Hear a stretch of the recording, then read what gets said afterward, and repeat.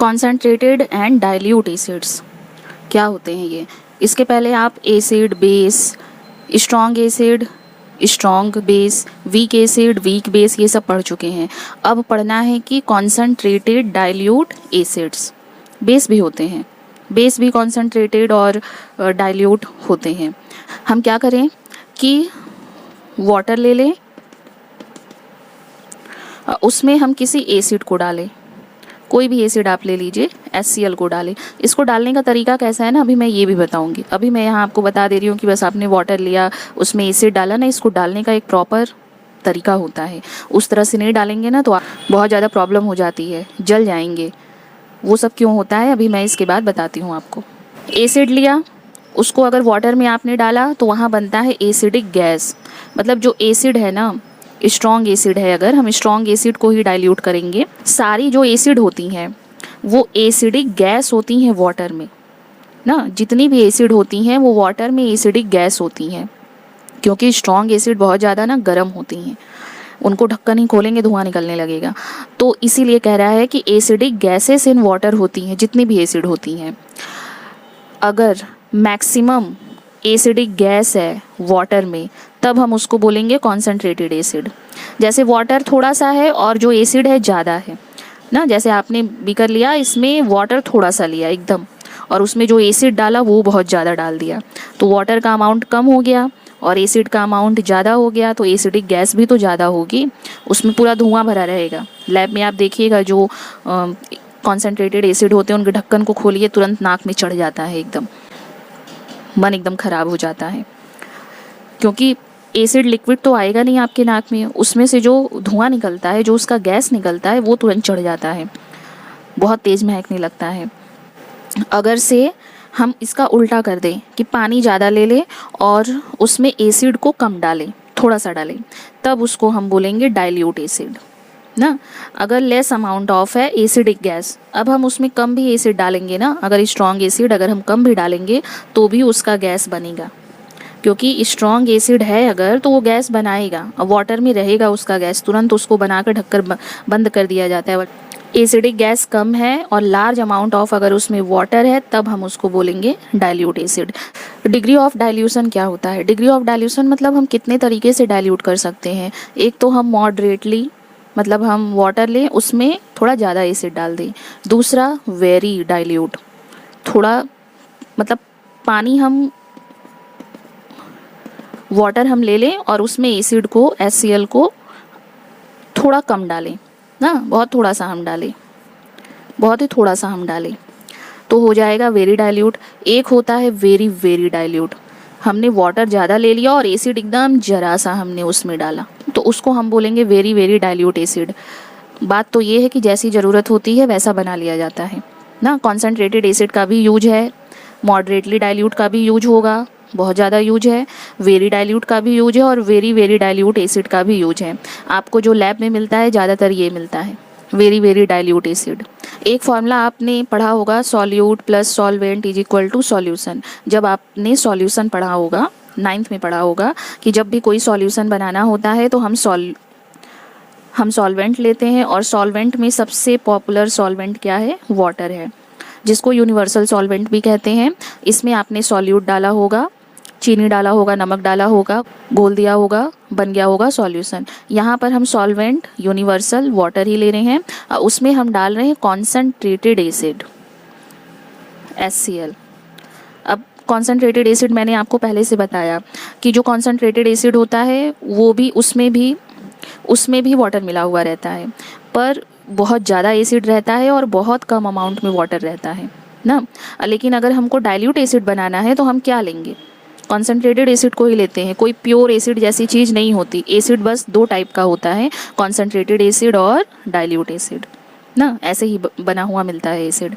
तो हम concentrated acid का ले लेंगे अमाउंट, जिस भी तरह का हमको बनाना है, मॉडरेटली या वेरी वेरी डाइल्यूट, उतना हम इसमें डाल देंगे, डालकर उसको घोल देंगे।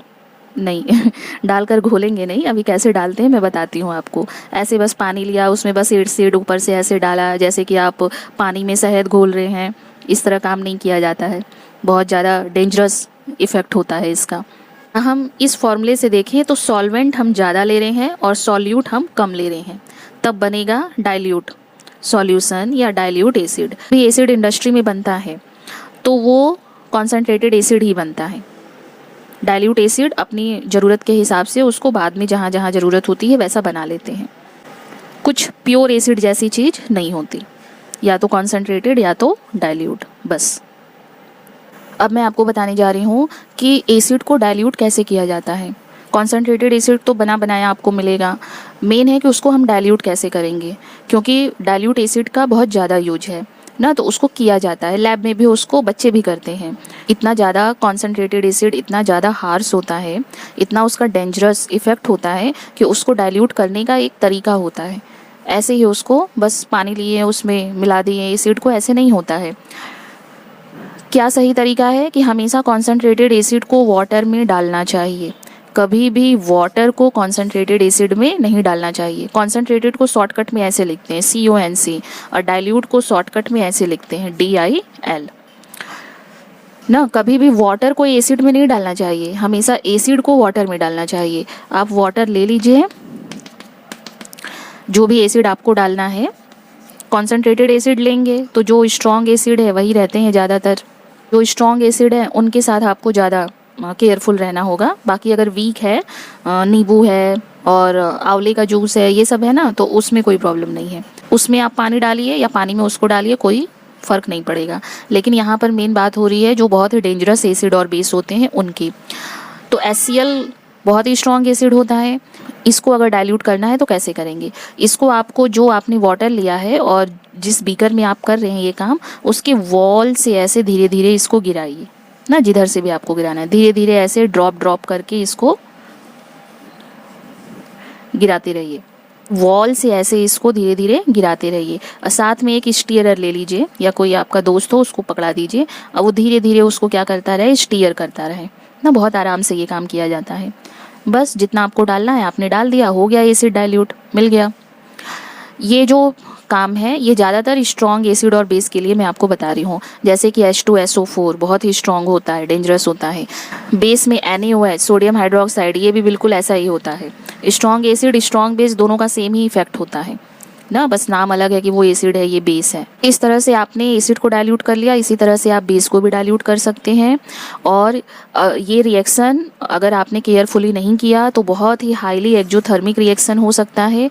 अगर आपने एसिड ले लिया ना, जैसे मैंने यहाँ एसिड ले लिया, H2SO4 ले लिया। HCl भी बहुत डेंजरस होता है, ऐसा नहीं है कि सिर्फ H2SO4 ही डेंजरस होता है। इसमें आप डाल रहे हैं वाटर को ना, H2O को आप ऊपर से डाल रहे हैं, बिल्कुल एकदम बेपरवाही से डाल रहे हैं ना, ऐसे ही बस ऊपर। जैसे आप नींबू के रस में पानी को डाल रहे हैं तो क्या होगा, यहाँ पर एक्जोथर्मिक रिएक्शन होगा। क्योंकि इसके पहले मैं आपको बता चुकी हूँ कि जो कॉन्सेंट्रेटेड एसिड होता है वो एसिडिक गैस होता है, पूरा वो एकदम बॉयल करता हुआ रहता है। उसको खोलिए ढक्कन ना तो धुआं निकलता है उसमें से, नाक में चढ़ जाएगा तुरंत, आप कितना भी दूर करके खोलिए। अगर आप उसको कहीं डाल भी दीजिए, जैसे अगर घर में मम्मी लोग बाथरूम क्लीन करती हैं उसमें अगर डाल भी देती हैं तो भी नाक में चढ़ जाता है। बहुत दूर हट जाइए तो भी वो चढ़ता रहता है, पूरा हाथ हाथ जलने लगता है बिल्कुल उसकी गैस से ना। जो लोग क्लीन करते होंगे अगर टॉयलेट तो उनको पता होगा। इसीलिए तो एसिड से ज़्यादा लोग यूज हार्पिक का करते हैं, क्योंकि हार्पिक में ऐसा इफेक्ट नहीं होता है। पहले एसिड का ही यूज किया जाता था, पर जब से हार्पिक आ गया है तो जिनको अगर बहुत ज़्यादा प्रॉब्लम होती है तो वो हार्पिक से क्लीन करते हैं। अगर आपने एसिड ले लिया और उसमें वाटर को डाल दिया, सारा ये फेंक देगा बाहर, और बाहर हैं आप, आपके ऊपर ही फेंक देगा सारा ना। आसपास जो लोग रहेंगे उनके ऊपर पूरा फेंक देगा। इसको बोलते हैं स्प्लैश आउट हो जाएगा ना। या फिर एक वर्ड और यूज किया जाता है स्पॉल्टिंग, पूरा बाहर फेंक देगा। हॉट एसिड सॉल्यूशन, क्योंकि एसिड तो एकदम गर्म है, उसमें से धुआं निकल रहा है, आपने वाटर को डाला तो ये गर्म ठंडा मिक्स होके सारा फेंक दिया ना। पूरा हॉट एसिड का जो सॉल्यूशन है पूरा फेंक देगा। ये बिल्कुल ऐसे ही होगा ना, जैसे आप गर्म तवे के ऊपर पानी को डालिए, कभी एकदम गर्म तवा ले लीजिए, उसके ऊपर पानी को डालिए, देखिए कितना तेज पानी फेंकता है। अगर हटिए ना तो पूरा आपके ऊपर ही छींटा फेंक दे। ये सेम ऐसे ही होता है जैसे कढ़ाई में ऑयल हो गरम एकदम, उसमें पानी की 1-2 बूंद डालिए, देखिए सारा ऑयल क्या होगा, फेंक देगा आपके ऊपर। तो सेम वैसे एसिड के साथ भी होता है, एसिड भी गर्म होता है, ये भी फेंक देता है ना। तो जितनी भी गर्म चीज़ें हैं वो सेम इफ़ेक्ट दिखाती हैं, चाहे गर्म तवा हो, गर्म तेल हो या और भी दूसरी चीज़ें कोई गर्म हो, उसमें आप फेंकिए, वो सब बाहर फेंक देगा। अगर आप उसमें कोई ठंडी चीज़ डालते हैं तब, खासकर वाटर ना, उसके ऊपर अगर आप वाटर डालते हैं तब हीट लिबरेट होगा, वही हीट सारा बाहर फेंक देगा। ऑलमोस्ट बॉइलिंग, इसका मतलब ये है ना, ये जो पॉइंट मैंने लिखा है इसका मतलब मैं आपको बताती हूँ कि जो एसिड है, कॉन्सेंट्रेटेड एसिड है, उसमें जब वाटर को आप डालते हैं तो लगभग वो बॉयल होता रहता है। मैं आपको कह रही हूँ ना कि एसिड ही पहले से बॉयल होता रहता है, वाटर डालेंगे तो वो भी बॉयल होने लगेगा, फेंक देगा। गर्म में आप ठंडी चीज़ को डाल रहे हैं। हार्म द पर्सन, वही आप बाहर खड़े हैं तो आप ही को नुकसान होगा ना। ब्रेक ग्लास कंटेनर, ये ज़रूरी है कि इतना तो सब कुछ हुआ, फेंक दिया, आप हट गए, हो सकता है बच गए हो सकता है खिलवाड़ में कुछ बच्चे खुचड़ई करते हैं, कर रहे, जिस बीकर में आपने लिया है अगर वो टूट गया, क्योंकि यहाँ पर हाईली एक्जोथर्मिक रिएक्शन होगा, तो जो हीट लिबरेट होगी उसका असर ही जो ग्लास का बीकर रहेगा उस पर भी होगा। वैसे लैब में जितने भी इंस्ट्रूमेंट होते हैं ग्लास के ना, वो बहुत अच्छे ग्लास के बने रहते हैं। नाम नहीं याद आ रहा है मुझे, बहुत अच्छा नाम है इसका, भूल गई, मेरे दिमाग में ही नहीं आ रहा, पर बहुत अच्छे ग्लास के, बहुत ही देखेंगे हल्के हल्के रहते हैं, ट्रांसपेरेंट रहते हैं, और इसी ग्लास के बीकर को गर्म करके, टेस्ट ट्यूब को कई बार गर्म कर कर कर बहुत सारा एक्सपेरिमेंट किया जाता है और सब हो भी जाता है अच्छे से, टूटता भी नहीं है। बिल्कुल याद नहीं आ रहा, दिमाग में बिल्कुल नहीं आ रहा है कि किस ग्लास से बना रहता है लैब का इंस्ट्रूमेंट। अच्छा, एक और क्वेश्चन कि हम तो अभी इसमें कोल्ड वाटर या नॉर्मल वाटर डाल रहे हैं, क्या ऐसे बच्चों के दिमाग में आ सकता है खुचड़ई कि अगर हम पानी को गर्म करके डाल दें, ये भी बॉयल हो वो भी बॉयल हो, और दुगना असर दिखेगा। जितना हाईली एक्जोथर्मिक रिएक्शन हो रहा है ना, उसका 4 गुना होगा। जो आप डाल रहे हैं वाटर, इसका और इसका नेचर बिल्कुल अलग अलग है। ये बिल्कुल वैसे ही होगा कि जैसे घर में जब दाल बनती है तो दाल में छौंका लगता है ना, आप समझिए इस चीज़ को कि जैसे दाल अगर बनी है, दाल अगर गर्म हो चाहे ठंडा हो, आप मम्मी लोग क्या करती हैं, कलछुल में सब सामान लेकर उसमें तड़का लगाने के लिए इसमें डालती हैं, तो देखिए बहुत तेज़ से फेंकता है बाहर। इसीलिए ढक्कन यहाँ पर आधा से ज़्यादा ढक्कन ढककर एक साइड से ऐसे कलछुल को धीरे से अंदर डाला जाता है ना, ताकि जो फेंके तो ये ढक्कन उसको कंट्रोल कर ले। जबकि दाल भी गर्म है, इसमें जो ऑयल है और भी जो चीज़ें उसमें तड़के के लिए लगाई गई हैं वो भी गर्म है, तब तो नहीं फेंकना चाहिए ना, पर फेंकता है, एक्जोथर्मिक रिएक्शन होता है। ये मैं आपको इसलिए बता रही हूँ ताकि आप अपने घर से इस एग्जाम्पल को देख लें, लैब में ऐसी गलती करने की कोशिश ना करें ना। तवे का भी एग्जाम्पल मैंने इसलिए आपको देखा ताकि आप अपने घर से इसको देख लीजिए। करना है एक्सपेरिमेंट तो घर पे ही कर लीजिए, लैब में जाकर ये सब काम मत करिएगा।